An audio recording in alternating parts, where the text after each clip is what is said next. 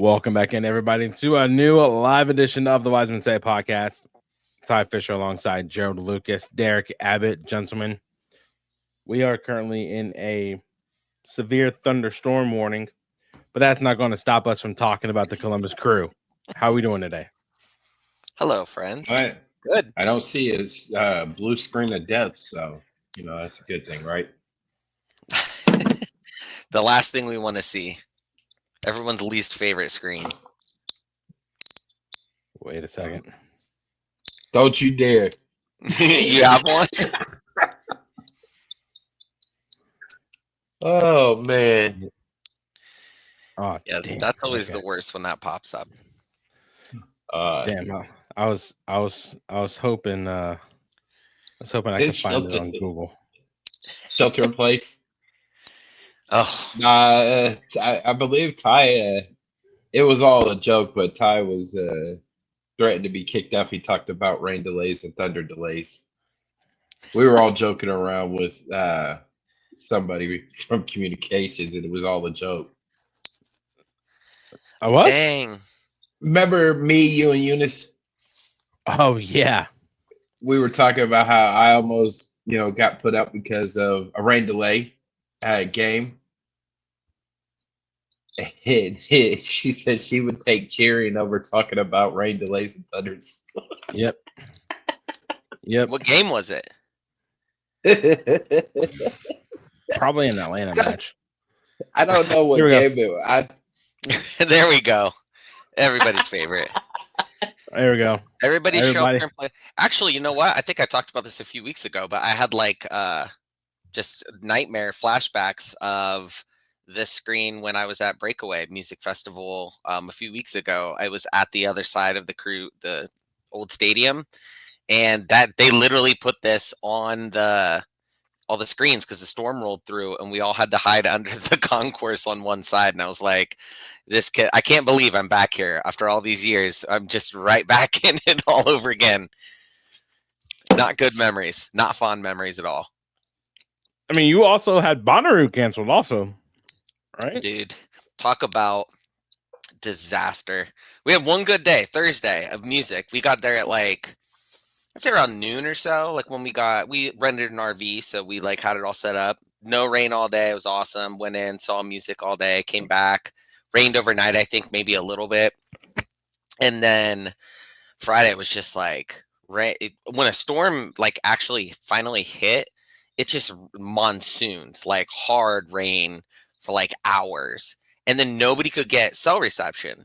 So we had no idea what was going on. And I happened to be able to if I sat in a certain part, I could get pockets of cell reception, and we would get little notifications from their app. But as soon as you clicked on the notification when it came down, because you couldn't read the whole thing, it would bring you to their app, but they had no part for notifications in their app. So you had no idea what it said.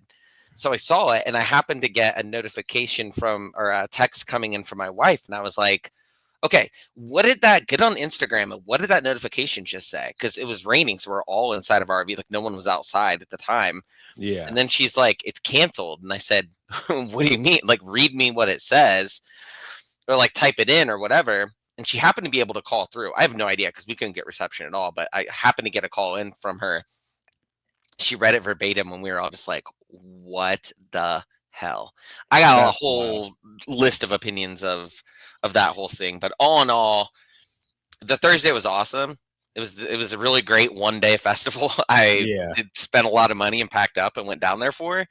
But yeah, I was texting you guys. I made it back in time to catch when I finally got home, it was the second half of the game.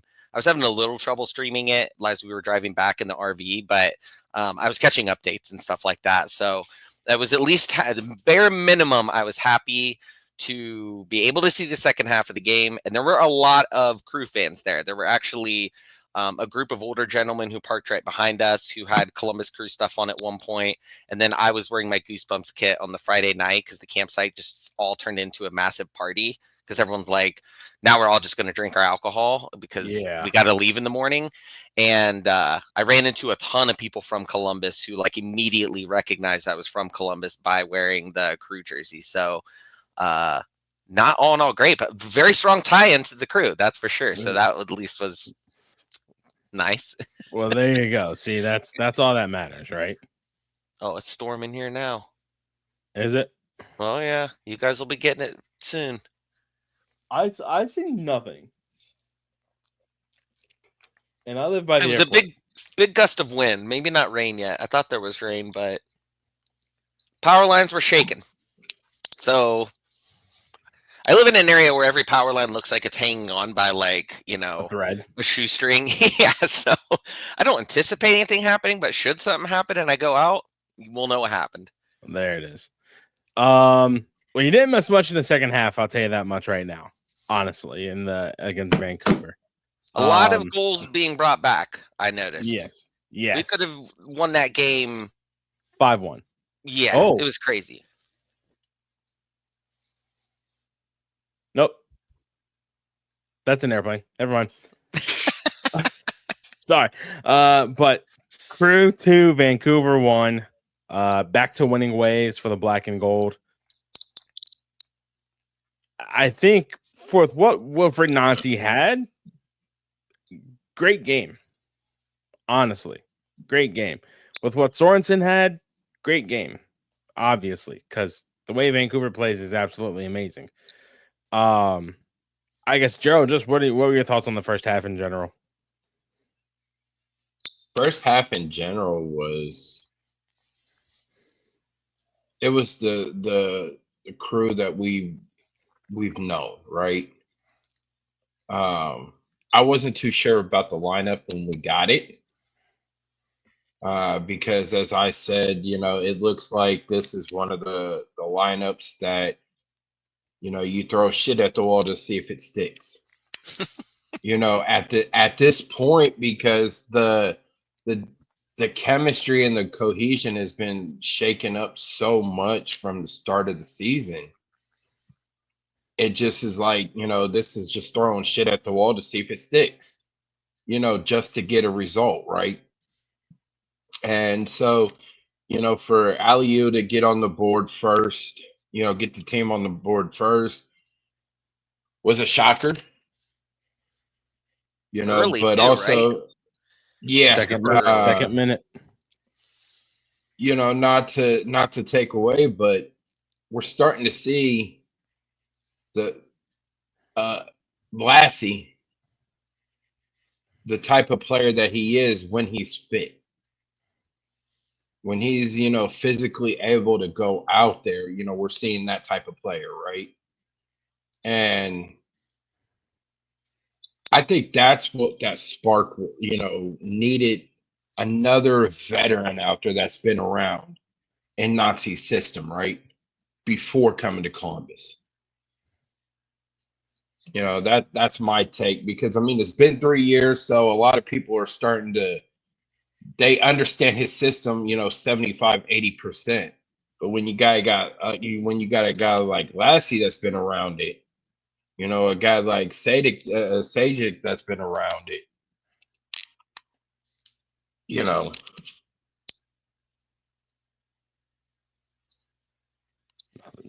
they really took to it. I mean, they were definitely. I mean, just from like the updates and stuff I was getting, I was really impressed. I did the same thing when I saw the lineup. I was like, oh, let's see what we can get out of some of these guys we haven't really seen much of this year. And when I was getting the notifications and stuff, I was, obviously like the names that are coming up as I'm getting these notifications, wasn't really getting the reception to be able to actually like stream it. I was like, whoa, like the ones that you hope are going to fit in are the ones really contributing right away, which is incredible to see. And very impressive, I would say, especially coming out the gates hot like that. We always want that. And we've talked in the past about the statistics around, if we score first and that type of thing and what minutes we usually score in. But I forget, I saw it somewhere. I thought that it was like either the first or second quickest goal scored at home. I don't remember which one they were saying about that, but I mean, either way, like it said, you get the notification that's usually delayed of like match is kicked off. And then literally, like, it felt like seconds later, you get the next one. And we had scored already. I was like, whoa, is this accurate? And I think on the app, it actually said that Nagby had scored. So immediately I thought he'd like shot some kind of like banger from way far out. Then they switched it over when I checked it again. But either way, I was like, awesome. Like, great start to the match. I mean, I see your comment, Connor. You saying that Ibrahim's coming into his own as the wing back. You know, as being there in that front three, I don't see him being too successful in that as a 9, right? I don't see that. But if you throw him out on the wings, that was done, Saturday, then yes, he has that speed burst to get in behind.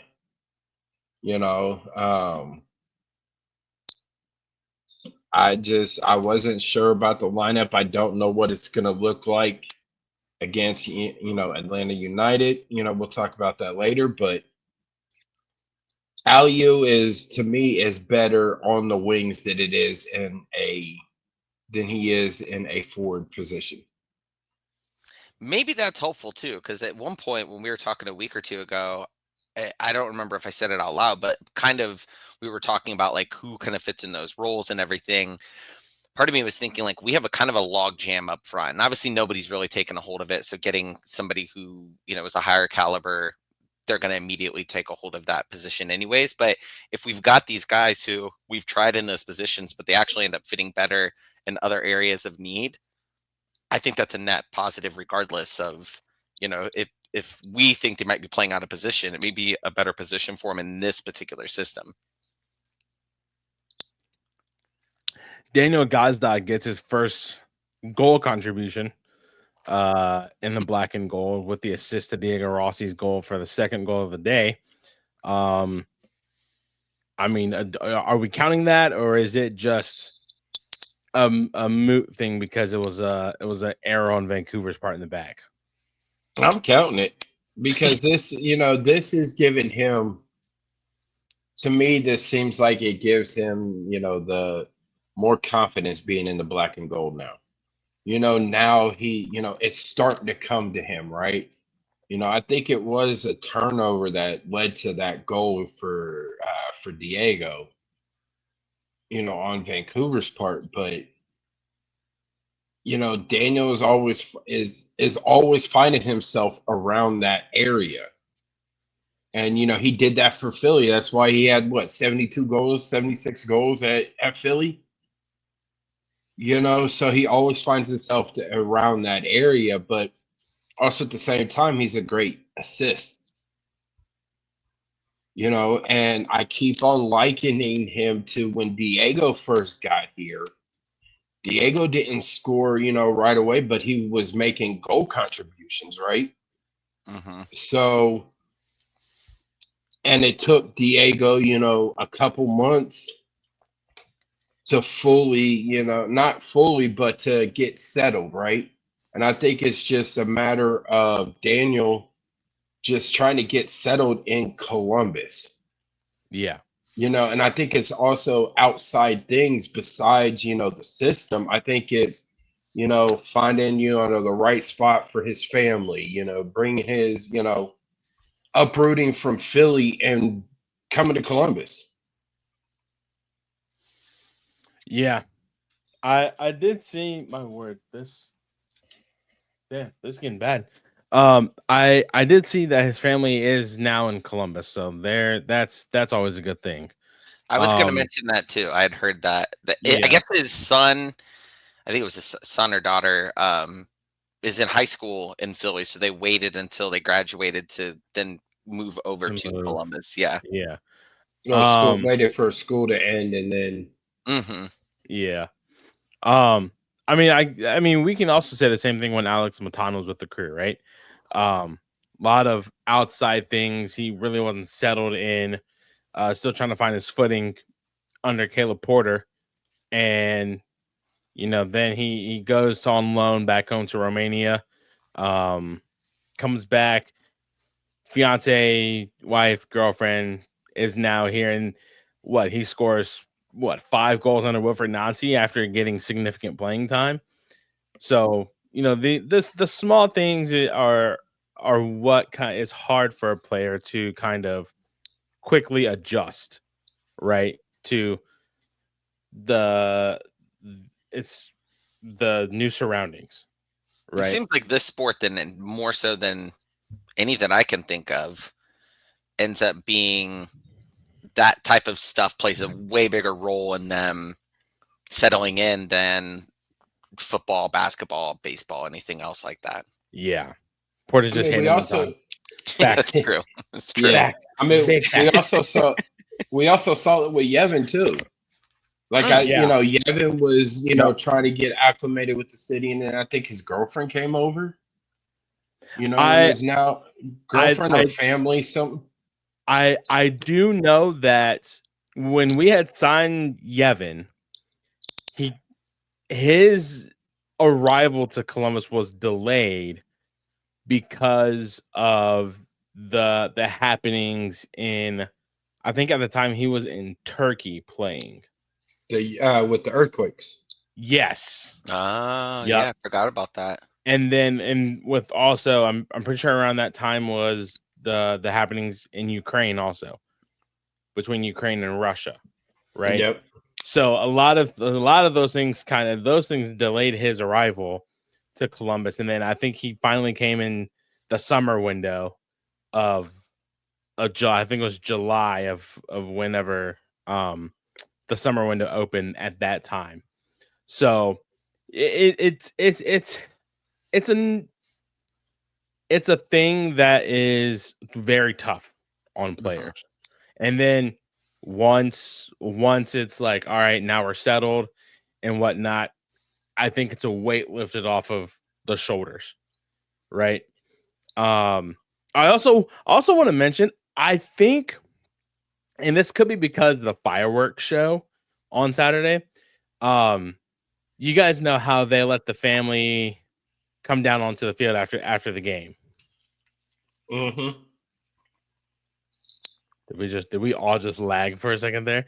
I think we did. No. You lagged on my end, and so did Derik. So it might be me. I don't know. This wind is very bad here. I think security was not letting them down on the field. Really? Yeah. And I think it was because of the fireworks that were about to happen, like the fireworks show. But I could see AZ, Daniel, Darlington, Aliu, and a couple others waiting, and security was telling the guys like, go on, like move and get off the field and whatnot. I'm sitting there, I'm like, interesting. Yeah, that is weird because they've always done it before. I mean, it wasn't windy or anything. I didn't hear them, surprisingly. I'm close enough that I would have thought I would have heard the fireworks, but I didn't even end up hearing them. Yeah. They let him on the field last year for the fireworks. So I don't know what changed, so I don't know. But nonetheless, I think this game was almost set up as a trap game for the Columbus Crew, in my opinion, because then league leaders, Vancouver Whitecaps, were missing a plethora of people due to international duty injuries. Columbus was missing a lot of people due to international duty injuries. Welcome back, Sean Zawadzki, by the way. That was a good sign to see. Yes. But now I think as we transition to the second half, I think the second half of these last few games, when the Crew were winning before we went on the streak of six winless, the second half was always the better half for the Black and Gold. Mm-hmm.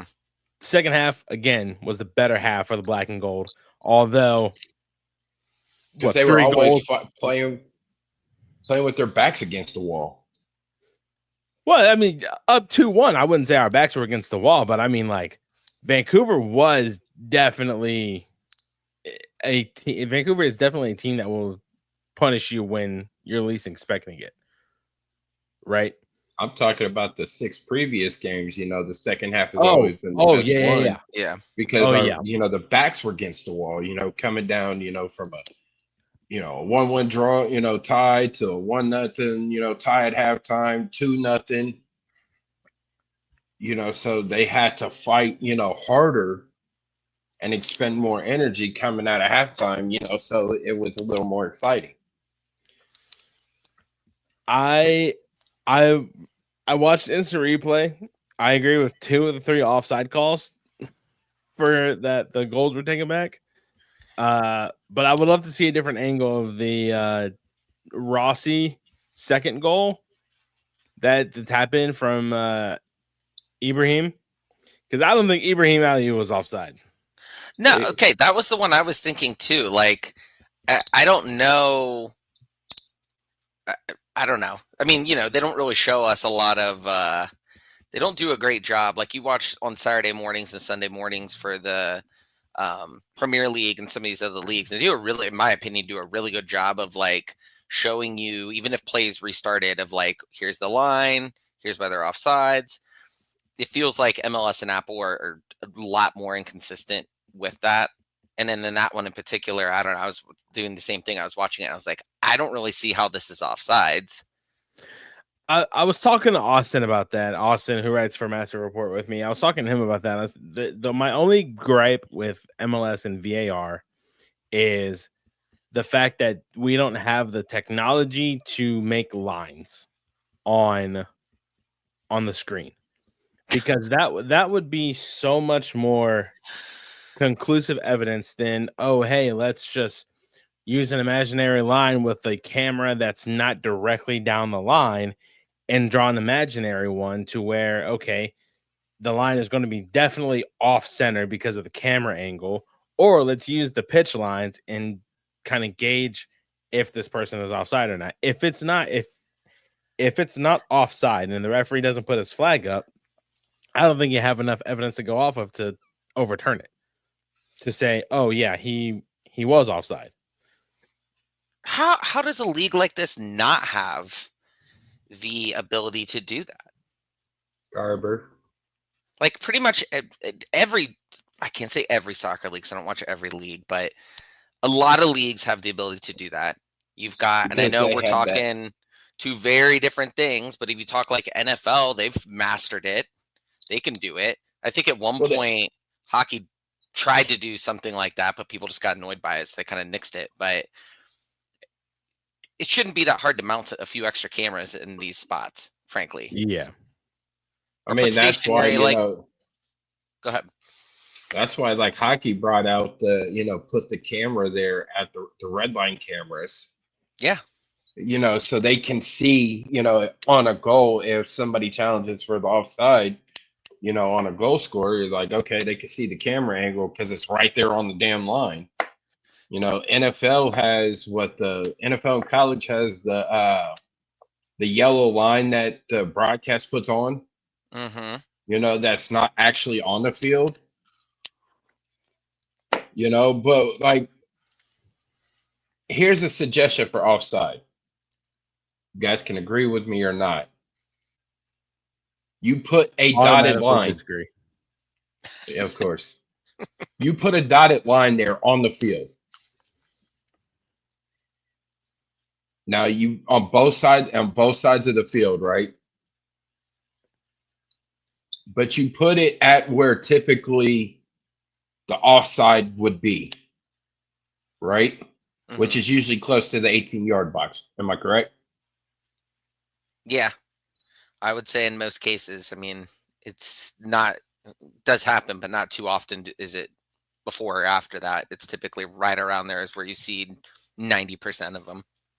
Because, I mean, you can honestly put it in the middle between center and the 18-yard box, right? You could put that dotted line there. Because then you can have the cameras. You could have a camera there that can show, like, the camera shows, like, you see the dotted line. Was this player across this dotted line, before, the ball was even, sent to him, right? Mm-hmm. So I think that would help, with offside calls, and not just in Columbus games, but in MLS in general. Is if Yeah. there was some type of starting point for offsides that shows like, okay, well, here's this dotted line. Was that player, crossed it? And I'm also anxious to see when the new offside rule is going to take effect from that IFAB approved, where the full body has to be across the line to be considered offside. Is that something they're considering, or I'm not as familiar with this potential new rule? Well, IFAB approved, and it's supposed to be, I think, 2026 World Cup Okay. is when it's supposed to start. You would think, I think to baseball, when they started the pitch clock and stuff like that, they started off in the minors. And by no means am I saying that MLS is the minors, but you would think that if they're going to start this in a World Cup, which is like the biggest stage in the grand scheme of things of soccer every 4 years, that they would want to try this out in various leagues around the world prior to rolling it out there. Because if it's a disaster because none of them have really used it or worked with it before, it could very easily just go downhill fast in terms of you're just going to have people online complaining about it nonstop. And not to say that that means they would change it or anything like that, but just the idea of them just, hey, we're going to roll this brand new thing out during World Cup that may make a huge difference, including not just where our lines are, but people being fully across or not. I feel in even the refs, they need practice to be able to know that they're seeing those types of things correctly. And so that seems a little wild to me, but again, there's a lot that's pretty wild about the sport globally versus some others in terms of how they roll out rules and different things like that. It's not apples to apples with a lot of other sports or leagues that you would see typically. But with a partner like Apple, who's trying to get more into live sports, I think it would benefit them just as much as MLS for them to partner together to roll out some new technology like this.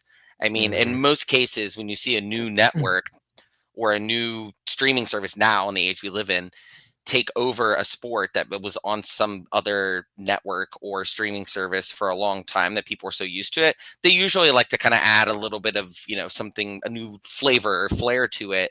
And not to change the actual game, but at least from a viewing experience. And that would certainly help a lot, especially casual fans. A lot of times they're not going to understand that right now offsides is literally the hair on your kneecap as you're, it's over the line. You need a lot of explanation for that for somebody who might be new into the sport as to why that's the case. And, it would probably go a long way for the partnership and everything for them to come together and make more decisions on that, especially when you've just seen, I mean, not to say there can't be, it felt like there was 6 offsides. I'm probably exaggerating that a little bit, but I mean, to have what felt like a lot of them happen just seems like way more than a normal game. And it could certainly be a really big outlier, but at the same time, I think everyone will just be more comforted in knowing that we have exact stuff that we can look at to make sure that that's accurate. And we don't need, of course, 15 reviews of plays every game. That's going to annoy people to no end. But just ways to improve a viewing experience, and even just concrete, these decisions are being made and you can't grumble and gripe about it after the fact. And we're not to say that we're doing that right now, but just as we're having this discussion. Yeah, I was trying to find the They law approved change. it back March 9th. I haven't seen it. I haven't seen it in the IFAB, but that's not saying that they haven't. I don't know if they've actually made it a change yet, because the only offside law change for 25 and 26 is when the goalkeeper throws the ball, the last point of contact should be used for the purpose of determining an offside position, which is weird. So I found something on Reddit. It says IFAB approved further trials of new offside rule according to the IFAB March 2nd, 2024 news release. This will be the 3rd year of the offside trial. So it shows. So it's in trial. So it's like in beta. Then it hasn't officially been a thing yet. So who's Correct. does it say what leagues are trying it? Because I haven't. I guess maybe they're doing it in ones that we just don't watch, which is certainly Probably. so many different leagues. Yeah, that's definitely a possibility. So it all came, from the Swedish, because of something happened over there. In case we're all watching, anybody is out there is watching the Swedish league, give us your review of what you think about it. We'd love to know what your thoughts are. It is raining like a mad dog here. As we're looking that up, I see Manuel says that the Club World Cup viewing experience on, how do you say it, DAZN? I've never. Oh, Yeah, so the new offside rule is called the Wegner law. I see nothing about that on here. The Wagner law? Wegner. That must. Maybe it's a really famous ref. Or, I don't know who that is. Who's it's named after. I see nothing. I'm looking at IFAB. Anyway, let's move on. I mean, I guess now we just move into what? Previewing Atlanta United, right? Before we get into that, have any of you watched any of the Club World Cup stuff? I watched one game, and it was the Miami match that same night of the Vancouver match. I haven't watched any of it personally, so I can't give a lot of context to it. But yeah, I have it, but now I can't watch it because it's making me pay. Sign up. But you can watch it for free, which is crazy. Huh. Yeah, I kept seeing a lot of people online. They're probably paying them to promote it, that you can watch them all for free. Because I keep seeing people mention it, and I'm like, it almost just seems like a promo for it, as opposed to just someone randomly saying it. But yeah. I have not watched. I've actually never watched anything on that app, streaming service, whatever it may be. So I was just curious. I mean, I see everybody talking about the crowd turnout, but when it comes to the actual play and stuff, I mean, after the crew got hosed out of getting into it, to be quite honest, just lost all interest in it. Connor, it's 8 seconds to get rid of the ball. The new corner kick, or the new goalkeeper time wasting rule that was implemented, started during the FIFA Club World Cup, actually. So now the MLS will adopt that? I think that will just take international. If I'm not mistaken, I think I heard that's going to start when Leagues Cup starts. Interesting. They should have a keeper clock. I was literally just saying, do you think I would be able? I know we've got them on our phones, but I'm always cautious of trying to keep my battery. But I'm like, could I just bring in a stopwatch and just be like? Yeah. I know the Capos in Nordec used to, before they finally, I mean, this was forever in eternity. I hate that stupid clock. I hated that stupid shit. Oh, I loved it because we would always be sitting there screaming they were never putting it up on the screen. It was maddening. You had no idea how much time was left.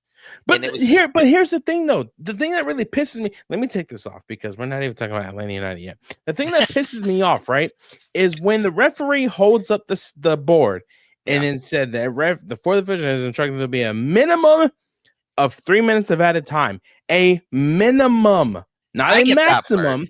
A minimum. So when they're chanting "blow the fucking whistle" at 3 minutes and not taking into consideration anything that has happened, whether it's a corner kick, a late substitution, or a foul or injury or anything like that, they're chanting "blow the whistle" at 3 minutes.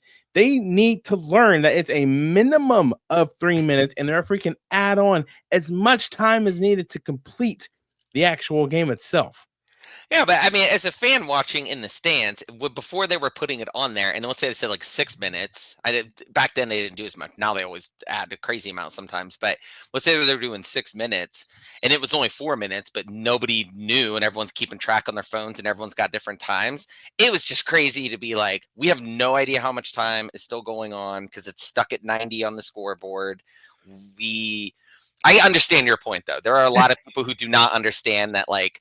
That's not a concrete time. A lot of times it ends up they blow it at that point because of where the gameplay is. But yeah, there are certainly times where people are time wasting or something. They need to add on more. And I've been around some people that are doing that, and I'm like, okay, like no, there's going to be another minute or two. Yeah, but yeah, I totally understand what you mean with the frustration with that. There's a lot of people who do that. Take the 2022 World Cup, for example, right? The opening match between Ecuador. Now that was the one we didn't qualify for, right? Yeah. The opening match between Ecuador and Qatar had 14 minutes of second half stoppage time. That's insane. That just seems like too much. 14 minutes. I remember that whole World Cup. It was like every game had just a stupid amount of stoppage time where it was like, okay, reel this in. Because that one in particular felt like with Qatar being involved in the game, not to get in conspiracy theory, but like felt like it was like, okay, let's get any extra time that we can give them to maybe score another goal. You know, you start to come up with those theories, even though you don't really believe them because it doesn't make any sense. Yeah. But yeah, that's really where that trend started too, where it feels like now where there's a minimum of 6 to 7 every game. It's it wasn't a thing to put a running clock after 90 or after 45 until I think it was 2023. It wasn't a thing. They didn't have to. And then as FIFA said, yeah, do that. Everybody just decided to do that. IFAB said, yes, all right, we'll agree to do that. All right, cool. I hated that clock though. Every time 90 minutes, they zoom in on that stupid clock. Oh, I loved it. When they brought it in, I was like, genius. But yeah, I didn't think about it from like that perspective where you're like, no. Sitting up there, sitting next to Tyler in the press box, and as soon as they would shit, I hate this fucking clock. And I'd just be sitting there laughing. And I know who brought the clock in and who started. I know who brought it in too. Are they still a capo? Yes. By the way, let's preface this by saying the person who it is, great person. Oh, okay. Great person. Right? Love them to death. They are amazing. They're so nice. They're so chill. Love it. Hate that clock. I wanted to break that thing so much. Oh. Maybe like during a rain delay, they just happen to get waterlogged and doesn't work anymore. Just by happenstance, somebody spills a $12 beer on it or something. It was a waterproof clock. Was it really? I would have never thought to look up a waterproof clock for that specific reason. That's so funny. It can be waterproof. You know what it can't be? Indestructible. Get that jackhammer and put it down there and just right. Yep. And watch that thing. Watch that thing go to shreds. I hated that thing. Oh. Well, thankfully, when they start putting it up, I haven't seen it since. I don't think. The only time it comes out, I think, is like when it's Leagues Cup, and it's not something that's MLS. Whenever it's something that's not MLS related, that's when it comes out. So like Open Cup and coming back soon. We might be seeing it again soon. This is a very timely conversation, actually. We are coming very close to Leagues Cup kicking off here soon. We are. Hey, Aston Villa's back in the United States to open up Leagues Cup as a friendly. Versus who? I forget. We don't have one of those this year, right? We don't have like a match against a friendly versus anyone. No, I'm kind of okay with that. Yeah, it actually didn't end up helping us out in the long, like the immediate after that. I remember like that ended up being like kind of a not great thing for us. Yeah, a Seattle game. Yeah. Okay. Yeah. The immediate one afterwards. I remember it was Well, like the we Seattle played. match was because like a lot of our players were on international duty. But they also used that friendly against Aston Villa They used the for short some term. of the Yeah. some of the and they weren't supposed to do that. They said that they weren't going to count it against like call ups and all that for next pro players, but instead with Then Columbus they they did. counted it, Yeah. and then everything was all frustrated the whole week of Seattle. Like, are you all fucking kidding me? Oh god. Yeah. So I'm glad they're not doing that. We don't need to worry about the friendlies. Get them out of here. I like friendlies. So Ty, real quick, what did you think about Tristan? I know my opinions about him, but he came in late in that game. Do you think it was the right time for him to come in? I can't give a definite answer. I haven't seen enough of him to play at the senior level to give a definitive answer on how I think he did. I will say, however, him getting into him and his speed at the end there was a good thing to see. Right? Was it needed? Probably at times, but probably not, because I think we had 4 minutes of stoppage time and whatnot. So I think coming on late, I think he did okay. I don't think he did much because the crew just controlling the game anyway. I really would get a better evaluation seeing him in like a more than 45-minute match, right? If he started a match and went off in like the 75th minute, I think I'd have a better evaluation. But for the time that he was on the field, I think he did all right and didn't do much, as I think because Columbus were already controlling the game. So, but I see the potential that he has, and I think Columbus could do very well if they develop him, Taha, Cole more and get them a little bit more significant playing time down the stretch. That's just how I see him. I just know because I've seen, him play with the Cappies and the type of player that he is and the ability he has. But to see him come on there at the end and still almost provides a couple chances with his speed, getting in behind the defense, but there, some offsides and some turnovers or short passes or whatnot, but there's room there for him. We could use him. That's for sure. I still think Jason needs to be back starting. That surprised me, actually. That was the one thing out of the lineup, I would say probably more than anything, honestly, that surprised me is that he did not start that game. By the way, Salzburg is beating Pachuca 1-0 right now. Oh, man, you really hate Salzburg? it. Red Bull Salzburg, yep. Oh, damn. Hey, I think that skyline might have kicked in for Pachuca. Is it in Cincinnati? Yeah. Oh, man, I hope they definitely went there was a little payback. I hope some crew fans went down there and said, here, you really should have Skyline. I think this is really going to help your performance. But to be fair, I love Skyline, but they definitely aren't prepared for Skyline. No, we don't have Skyline fans. Gold Star. Oh, no, I'm sorry. I'm confused. Does the USA play tonight? No. I have no idea.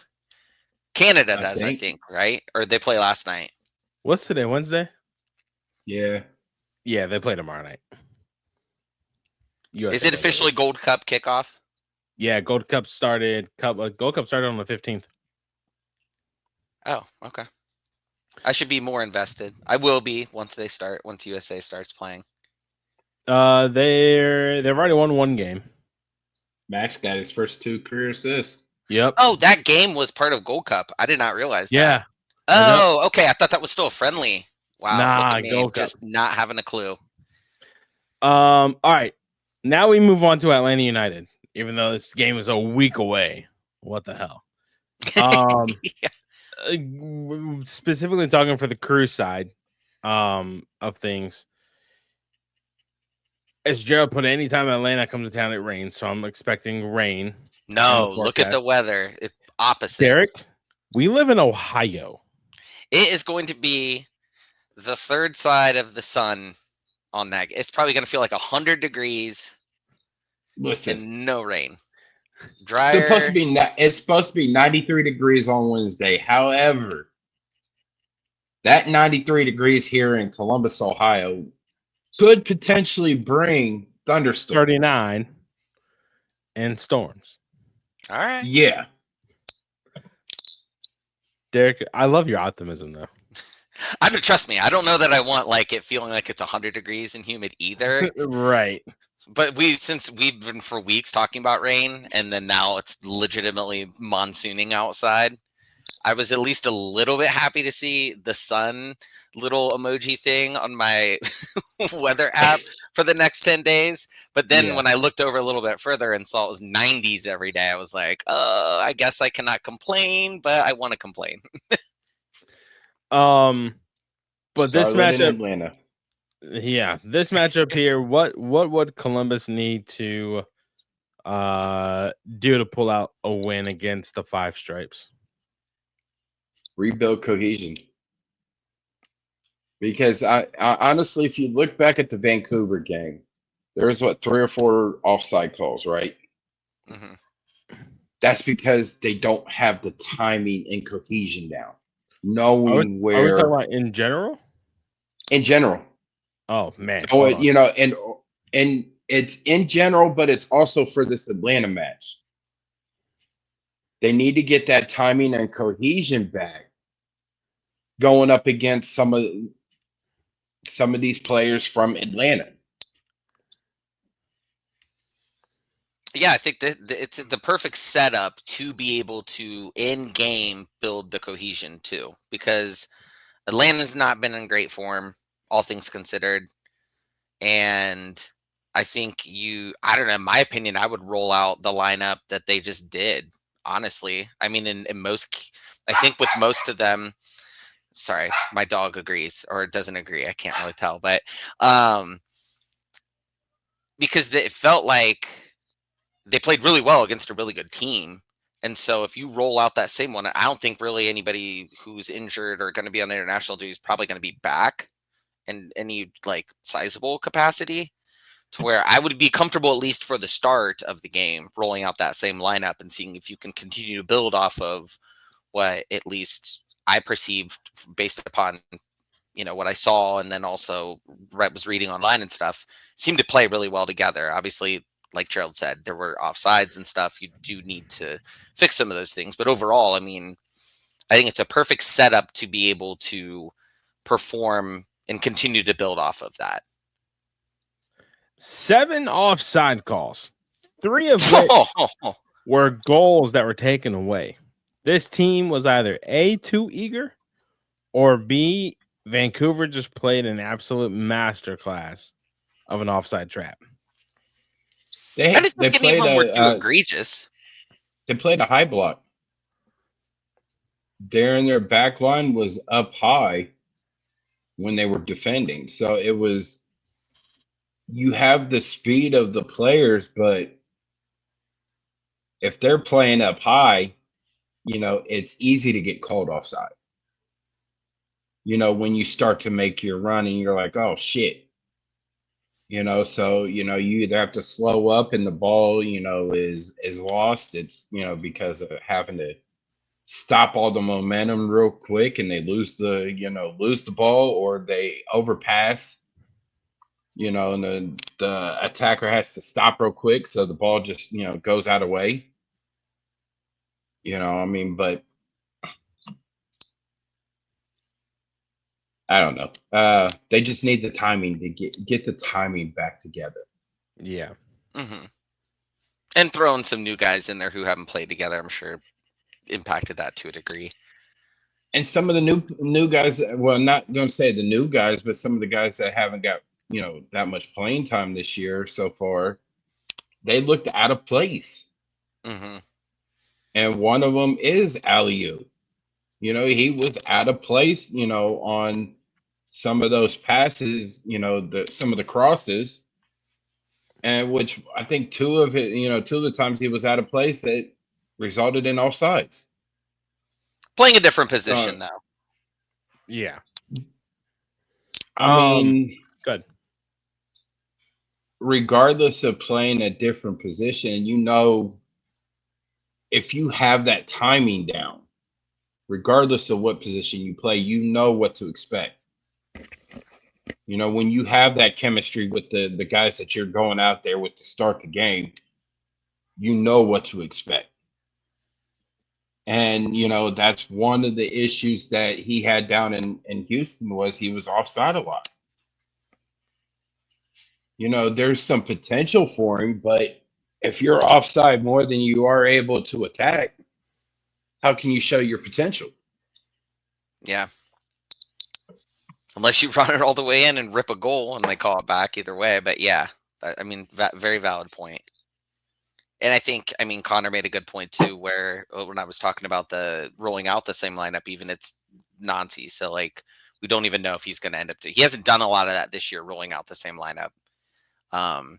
So who knows? I mean, IU could end up back up top again for all we know. Yeah. But I would like to see some of those players that have kind of been shuffling around, like maybe settle into a spot.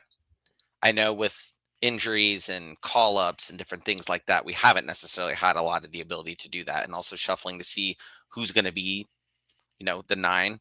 We're getting close to the point where no one's really stood out in the first place, so they're not really excuse me, solidifying their position as maybe like even a backup to. I think it's Russell Rose for the taking at this point, in that particular position as kind of the backup to somebody they'll bring in or maybe not bring in. We'll see what happens. But yeah, I think what you're saying there, Jerald, like getting more cohesion with them, whether it be simulating games in this longer break that they have, or getting them out there, even if they're not going to start, getting them subbed in these positions that you want them to build the cohesion with, even if it is the 75th minute or something, or the 80th minute, like still putting them in those positions so that they can get even an incremental amount of time together to be better at that.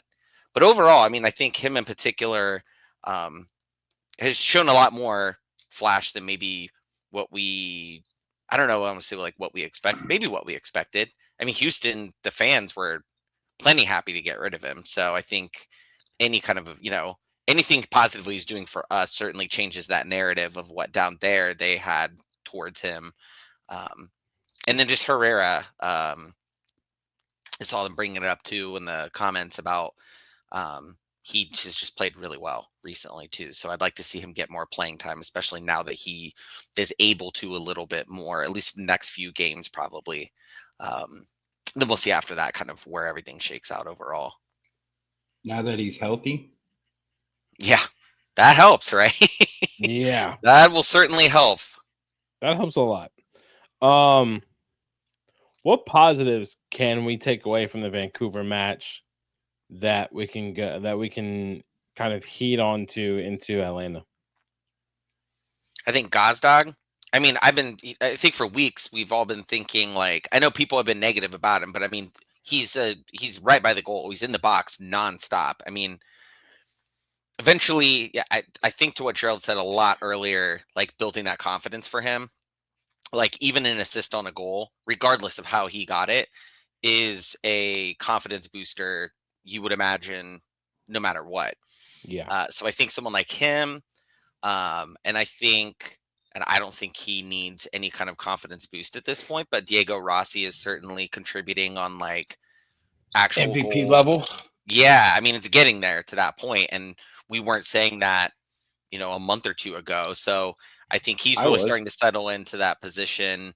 And those are things you want to build up, because if you do bring people in the next transfer window, which opens up in roughly a month or so, or a little bit more than a month from now, if these specific individuals are clicking, a lot in their position, especially on the attacking side, then you would hope slotting somebody in there, they're going to be able to help bring that person along and speed them up a lot quicker if everyone else has already built kind of that cohesion, and or at least everybody's performing at a higher level than what they were.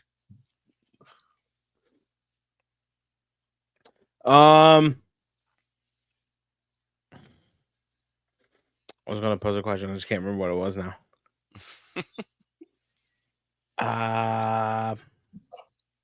It'd be like that sometimes. I don't remember. A week out, so we have a week to prep normally, like we would normally do. The only problem is that it's a Wednesday night. That sucks, honestly. Yeah. And this is the time of the year where we're getting into a few. I think like the summer time is when we have on the schedule a fair amount of Wednesday games, right? Yeah. We haven't really had. We had like maybe 1 or 2 at most. Yeah, starting to hit that time of the year where who knows what's going to happen. We might have another Wilfred Nancy 7-minute press conference with him not taking any questions and then walking off. But I don't blame him for walking off, honestly. I really don't, because that was frustrating as hell. Having our backup keeper get a red card and then throwing poor Sean Zawatsky in there. That was hard. That was hard to watch. So I don't blame Nancy for walking off.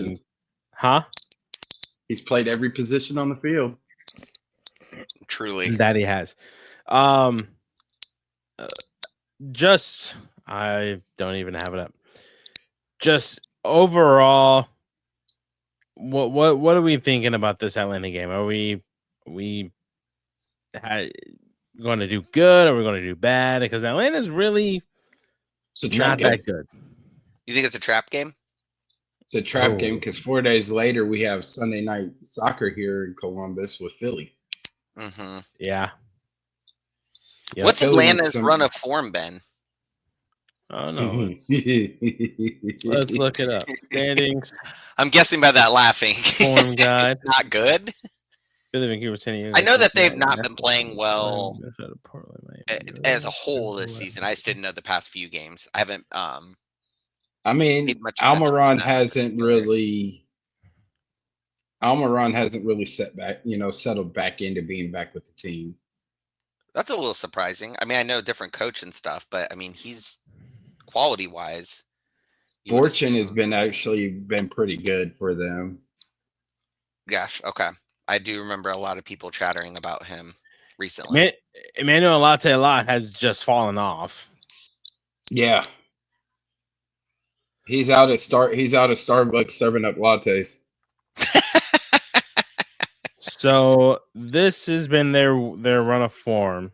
Oh, so woof. Not a lot of W's there. Their last 5 games, they've gotten 6 points from. Dude, that stretch there between Dallas and Philadelphia, good grief. Yeah, that's what is that? 3 points out of a possible 9, 12, 15, 18, 21, 24 points. So that's what? 3, 6, 9, 12. 3, 6, 9, 12, 15, 20, 24. What's that? Like 20-some%? Yikes. Something like that? That's worse than us in May. Oh my God, yes. Horrible. Horrible. So that's Atlanta's run of form. I think Jerald could be onto something here with the trap game, honestly. Because it's always either A, we do very well against Atlanta, or B, Atlanta just absolutely kicks ass. And I think with Atlanta, this is going to be a very tough one. Because I'm not sure if they're missing anybody due to international duty. I could be wrong, though. Not that I know of. I don't think so either. Maybe Schleich, maybe I don't think Ranchuk. that because I think I think they played in the New York City match. Because I think Sleesh had gotten an assist on a goal that got taken back for offside. And I think Ranchuk ended up getting a yellow or something like that. But we got Bush. We do have Evan Bush. Man, Bushy was back. Wait, hold on. So, did you guys know this? Speaking of Evan Bush, where'd it go? Oh Lord. That's report. General. Against Vancouver, Evan Bush became the oldest crew player to ever start a game at 39 years, 100 days old. Wow. He broke the record.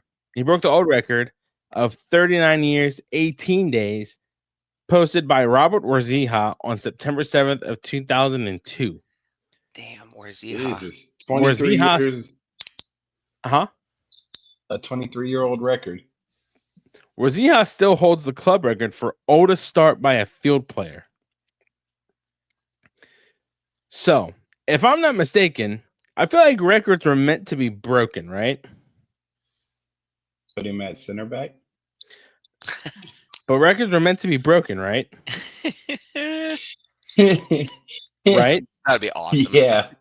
Okay. So, if records are meant to be broken, there's no way in hell that the Columbus Crew do not go after Jamie Vardy and make him the oldest crew player to start a game as a field player. Oh my. I'm sorry. I'm just saying.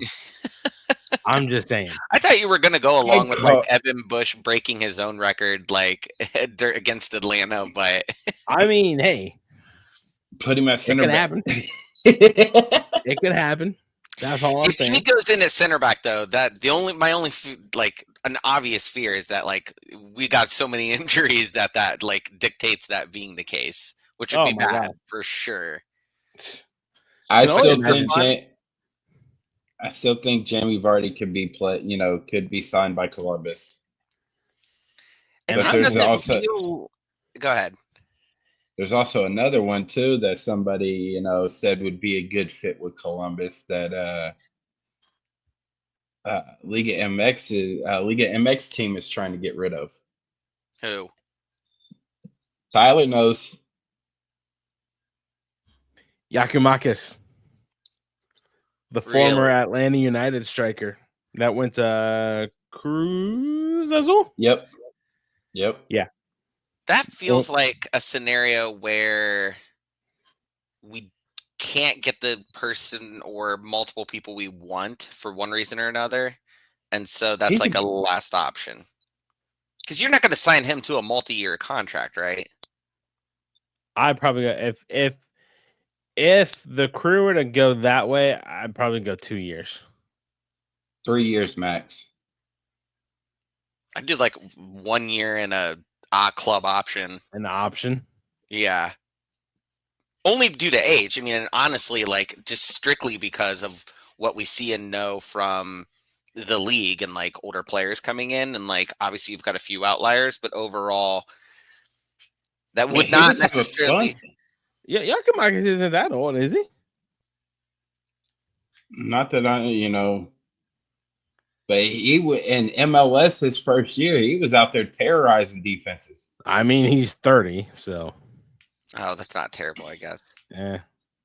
I don't know. It feels like different positions. Like, you inevitably like think about their age a little bit more. Where like an attacker, once they hit like 30, I feel like at least from previous people we've signed, I don't see the Crew doesn't typically go past like little like mid to late 20s.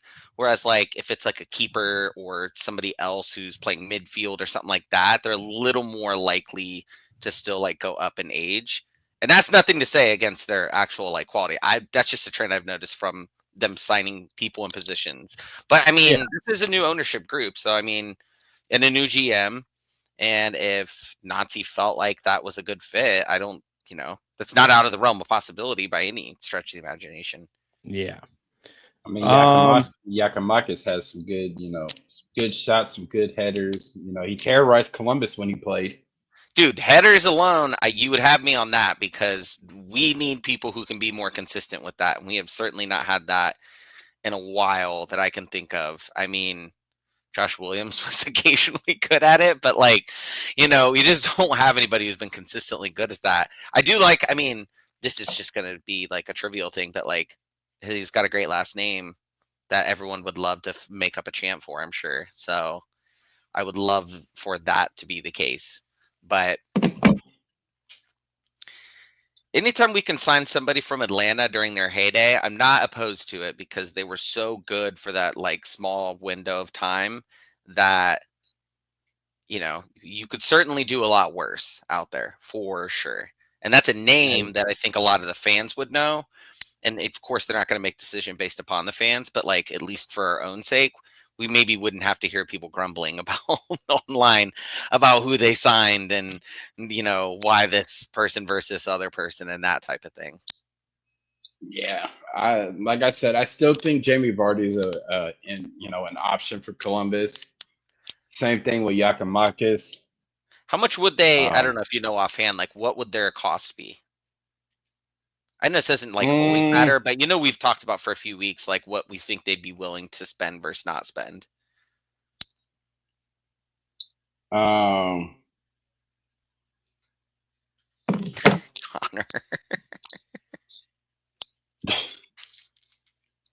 Let's see here. It might be roughly around 7-8 million maybe for Yakamakis. Okay. I feel like in our maybe let maybe maybe 5 million. See, I'd be fine. I don't even know why I'm saying that. I'd be fine with it. It just matters what the team would be fine with. But I think in the previous weeks when we've talked about this, I think overall we've talked about it being like a $10 million cap that we kind of think that the team wouldn't go over most likely. Not to say they wouldn't, but that's kind of what we're assuming we would put the cap at. So I'm always just kind of mentally keeping that in mind just to tamper my own expectations. And maybe anybody who's listening to this, just because a lot of people throw a lot of these really big names out there. And in a lot of cases, you're like, that's just it's not realistic to think that we would. But overall, I mean, I'll be the first to admit, outside of knowing that Atlanta's not anywhere near what they used to be, I haven't watched a lot of their highlights specific. I've watched some really random Eastern teams, and Atlanta hasn't been one of them. But at the same time, like you said, it could very well be a trap game where you don't want to get caught looking ahead to a Philadelphia matchup.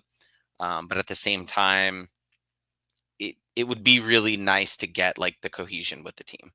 And so getting them out there, I mean, the last few times when it's been here, it's felt like we've taken care of business primarily.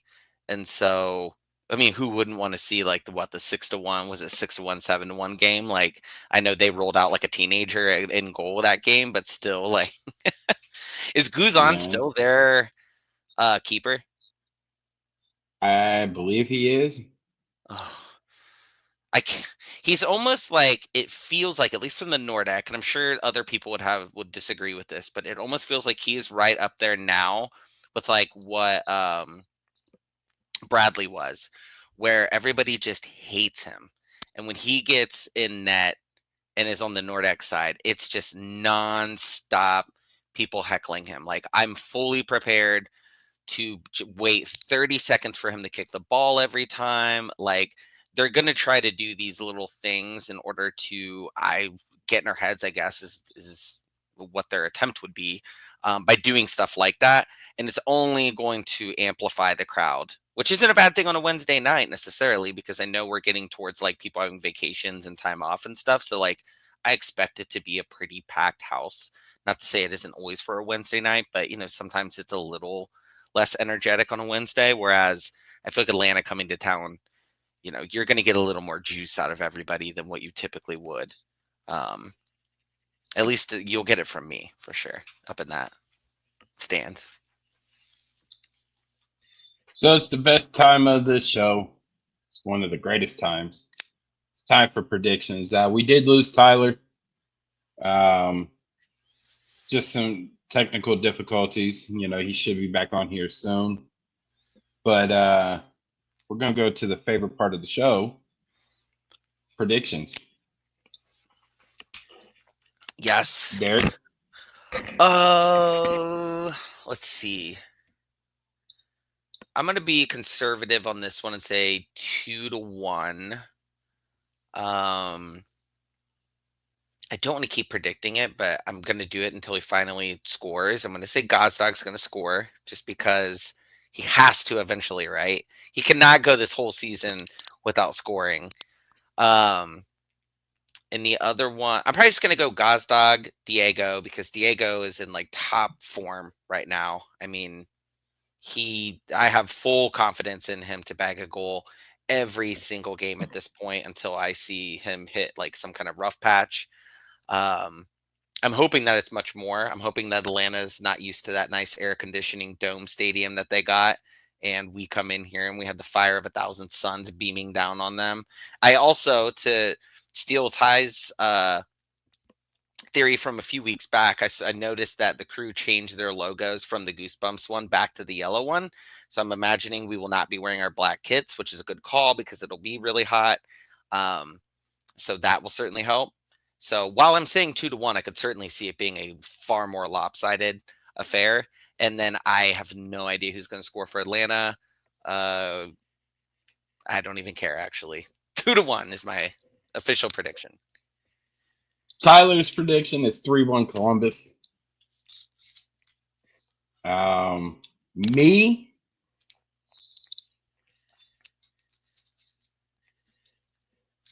I'm going 4-0. Oh, I love that. I'm going 4-0. I think Diego gets another one. I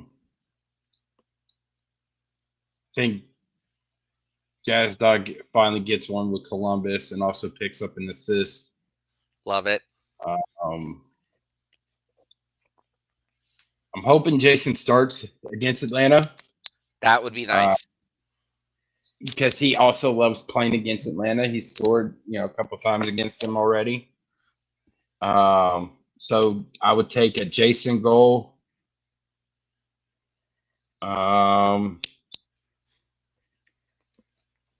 And I think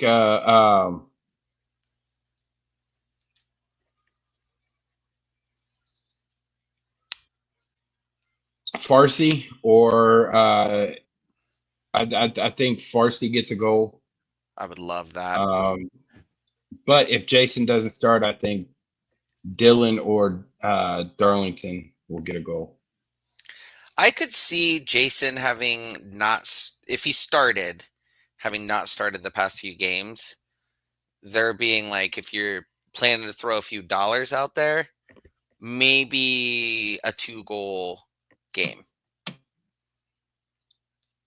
I still think it's going to be 4. Well, 4-0. And I don't think, I could be totally wrong, obviously, and I probably am, but like, I don't think that stuff like Russell Rowe playing really well against Atlanta is lost on Nazi. Like, he moves people around so much that it wouldn't be a shocker if he probably wouldn't say it, but like if somebody found out that he's like very aware of that, and that's why he starts maybe certain people against certain teams occasionally. Now that obviously is not always going to work out, but like, it's at home. I'd feel a little more confident about that than if it was in Atlanta, that's for sure. So that is the predictions. I'm back. Who do you think's going to score, Ty? A player in black and gold. I mentioned before you jumped back on here that they changed the logo back to the yellow, so that they're probably wearing the black and yellow, the yellow primary yellow kids. Did they change their? The Crew change their profile picture? Yep. Yeah. Yeah, they are. They're wearing Charlie Browns. Yeah. I wanted to mention too, actually, before we wrap this up, that somebody, I don't know who exactly, but they released what the top 20 or top 25 best-selling kits are right now. Yep. And Diego and Nagby are in the top 10. And historically, we have been told that in order to get a third kit for the next season, you have to sell so many kits per season.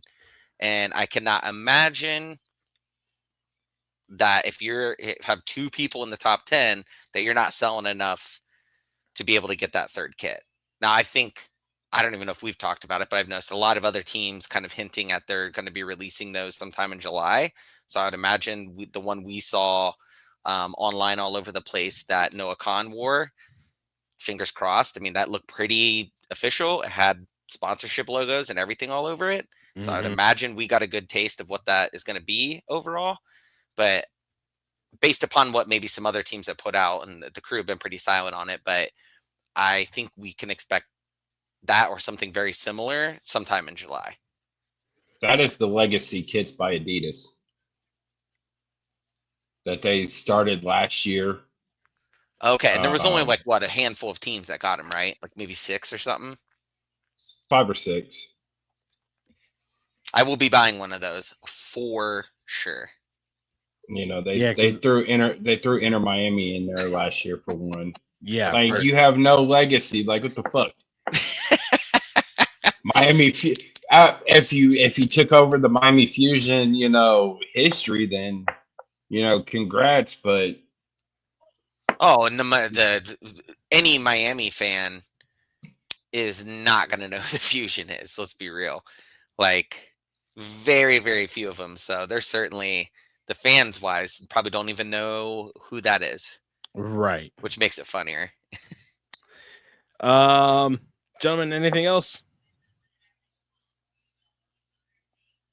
Nope. I think that's it. All righty. Thank y'all, as always, for tuning in.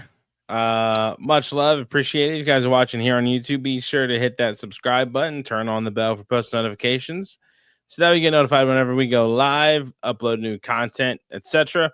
If you are listening audio-wise on Apple, Spotify, Amazon, iHeart, Pocket Cast, Overcast, or watching till the end on Goals TV, we want to thank you. As always, be sure to like, subscribe, and rate the show. Leave us your reviews, as always. Oh, it kicked me off of Twitter, didn't it? No, it didn't. I don't know what's happening now. Whatever. Yes, Derik. It also hit notify and follow us on the socials, because if we decide to do one next week on a different night, since the game is on Wednesday, you'll want to know when we're going to be live. Yeah, definitely. As always, you guys can follow us. That's good segue, Derik. Good segue. You guys can follow us on social media on Twitter at Wisemen Pod. Right. On Instagram at the Wisemen Say Podcast. You guys can follow Jerald on social media. Jerald _Lucas 96. You guys can follow Derik on social media at Funky Moses 17. You guys can follow me on social media at Fisher Tyler __. And as always, thanks again for supporting us. Can't remember what else to say. Jerald, huh? Just thank you for all the prayers from our family, for the last couple of weeks. If you know what I've been going through, keep up the prayers. If not, still send a prayer out to to my family, because it's a rough time right now. Jerald, my friend, as tradition goes, Wisemen say, only fools rush in. Peace out, everybody. Have a good week. Stay safe, stay hydrated, stay cool. Hug your loved ones. Go Crew. Go Crew. Stay wise, y'all.